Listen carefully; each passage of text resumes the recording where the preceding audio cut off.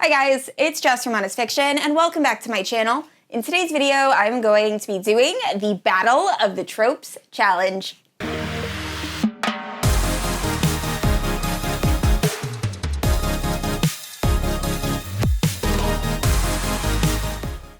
Alright guys, I am so excited for this challenge. So this is a collab with Crystal from Books Forever After, so I will leave her video linked down in the description below. Make sure to check it out as soon as you're finished watching this one. But this video is actually inspired by a live show, and it was hosted by XO Joe. So I will leave her live show and her channel linked down in the description below. Make sure to check her out. But anyway, for this trope challenge, I have 12 different romance tropes, and I put them all on a spinner. And I'm gonna spin the wheel, I'm gonna pick 2 tropes, and then I'm gonna have to decide which trope I like better between the two, and then give you a book recommendation for that trope. So this should be really fun, and hopefully it goes smoothly. But anyway, if you're unfamiliar with my channel, I post new videos every Wednesday and Sunday. If you haven't yet, please like and subscribe. You can also hit that notification bell to be notified whenever I post new bookish content. You can also check out my Instagram and Goodreads, both linked down below. With all that out of the way, let's get into this trope challenge. All right, guys, so I have all of the tropes on the wheel, and we are ready to spin. So let's see what we get first.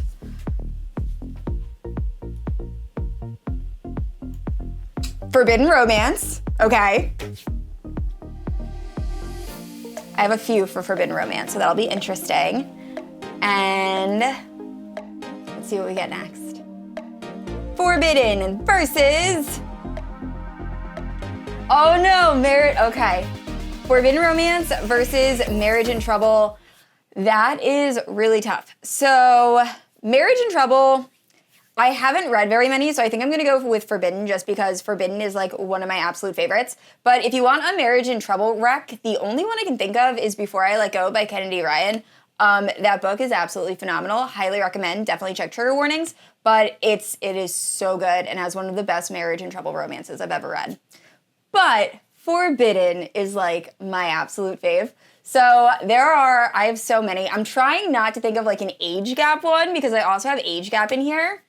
So, okay, I have one, but it's also age gap. I'm sorry. So June 1st by, who is June 1st by? Jennifer Hartman. So June 1st by Jennifer Hartman is age gap, but it's also step sibling, and it is probably one of the most forbidden romances I've ever read, solely for the fact that these two people grew up together as siblings, essentially, although they aren't blood related, and it's their romance. So at the start of the story, we're following, I think the guy's name is Grant or Brant or something to that extent. And because of something that's very unfortunate that happens, he has to move in with his best friend.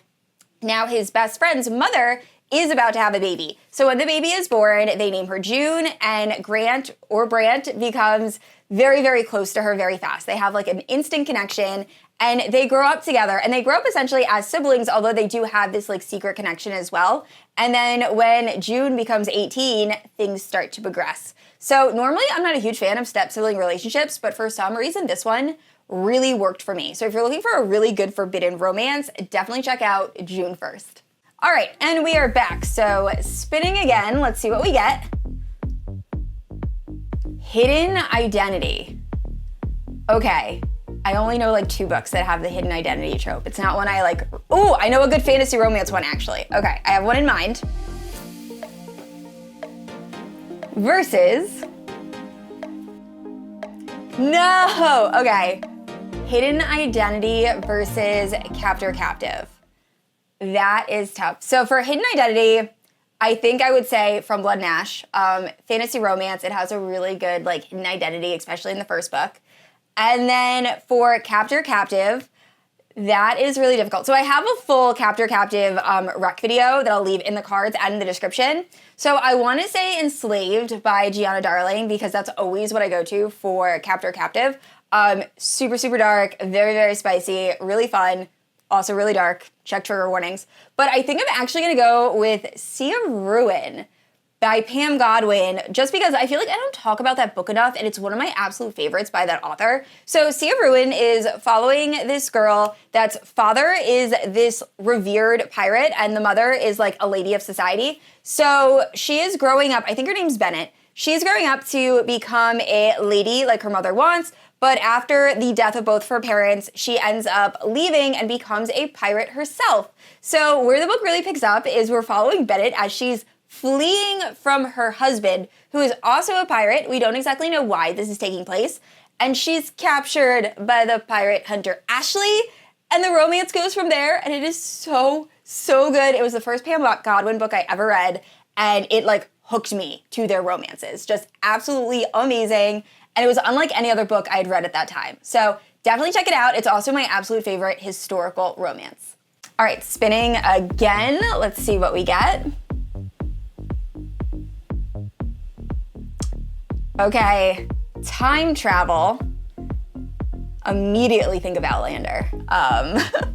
Let's see. Versus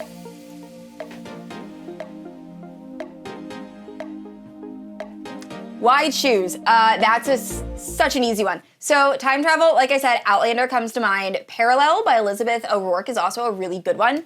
But I have to go with Why Choose. So my absolute favorite Why Choose at the moment is Heartless Heathens, which is a super dark, gothic, kind of Hunchback of Notre Dame reimagining. We're following this girl, unfortunately I forget her name, but Romina. So we're following Romina, and in Romina's world, the church has taken over the government, and Romina has been kept in a bell tower by Father Frollo. So Father Frollo is kind of like the head of the church, so he has a lot of power, and he also is in charge of this university. So no one knows that Romina exists. They just kind of think there's a ghost in the bell tower. And one day, these three heathens show up, and they're there to make trouble, and they end up finding Romina, and they offer her their own version of Sanctuary, and it goes from there, and it is so, so freaking good. I love that book so much. Once again, probably one of the darkest books I've ever read, so check trigger warnings. Also, The Bonsai Tie is another amazing Why Choose paranormal fantasy romance. Order of the Scorpions by Ivy Asher is another fantasy Why Choose dark romance. Yeah, I love Why Choose. I also have a Why Choose video, so I'll leave that in the cards and in the description as well. All right, rolling again. Let's see what we get.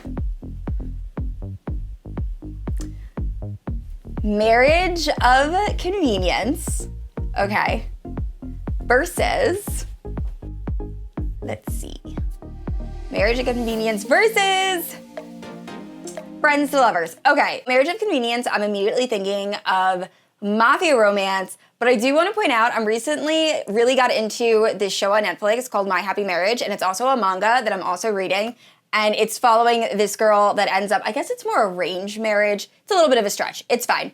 But we're following this girl that ends up having to marry this guy named Lord Kudo.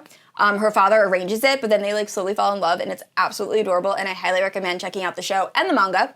But I'm gonna go with Friends to Lovers as a preferred trope for this particular one, only because I recently read Maestro by Audendar. That is the perfect Friends to Lovers. And I'm not normally a huge fan of Friends to Lovers. I prefer like the more angsty Captor Captive. But this book is phenomenal. So we are following Aurelia. And at the start of this, she's 13 years old and she's auditioning to be part of LaGuardia music program. And on audition day, she meets Chadwick, and Chadwick is like a child prodigy when it comes to the violin. But anyway, they strike up a conversation, instant best friends, and we follow their relationship for 20 years. It has so many ups and downs. It is an emotional roller coaster, but it's probably one of the best books I've read this year. So highly, highly recommend.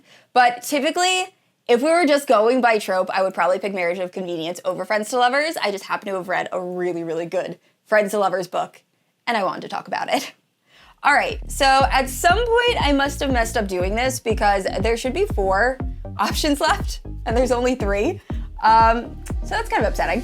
So Grumpy Sunshine versus, let's see,